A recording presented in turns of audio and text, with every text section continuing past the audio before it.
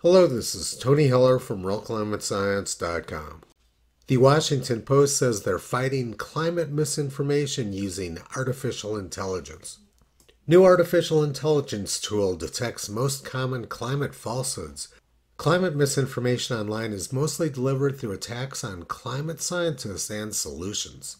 After nearly 5 years of development and tweaking, John Cook and his colleagues debuted their project, a machine learning algorithm that can detect climate misinformation on the web.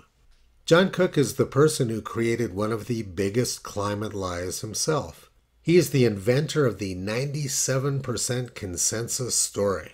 So he has created an AI algorithm which detects anytime someone criticizes the nonsense being spread by him and his friends. And he defines telling the truth as misinformation. Here's a story from the Washington Post from 9 years ago. Why you should be worried about declining snow cover across North America. And they have a picture from March 21st, 2015 at Squaw Valley, California, showing some very patchy snow. Squaw Valley has since changed their name to Palisades, Tahoe to avoid offending anybody. And this is what Squaw Valley looked like this afternoon.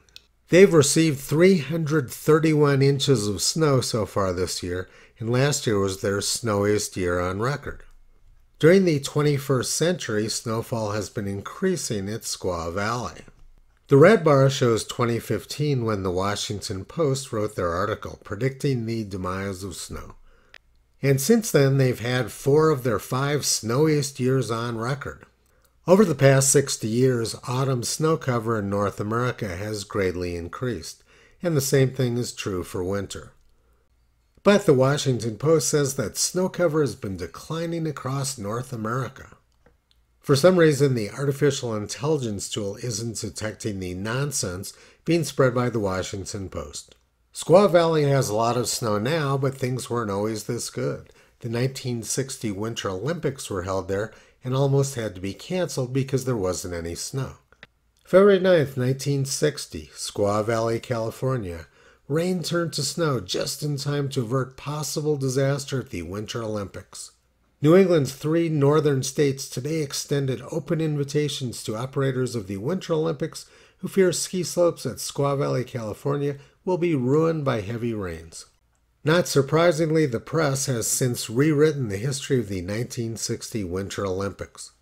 Here's an article from February 2006. 46 years ago this month, the world's athletes frolicked in the snow at the 1960 Winter Olympics in Squaw Valley, California. That's not true. In fact, it's the exact opposite of reality. And then they went on. 46 years from now, climate experts say it's doubtful that Northern California's mountains will be able to stage another Winter Games. Catherine Hayhoe, Texas Tech atmospheric scientist, said, if we continue our addiction to fossil fuels, 70 to 90% of the actual snow on the ground in the California Sierras could be gone by the end of this century. But the actual trends have been going in the opposite direction. Snowfall has been increasing, and last summer you could ski well into July in California. Few organizations spread more misinformation about climate than the Washington Post. They're not interested in stopping misinformation about climate. Their goal is to spread it as widely as possible. Toto has been pulling back the curtain on the climate scam for more than 16 years. You can visit him and his family on the web at realclimatescience.com.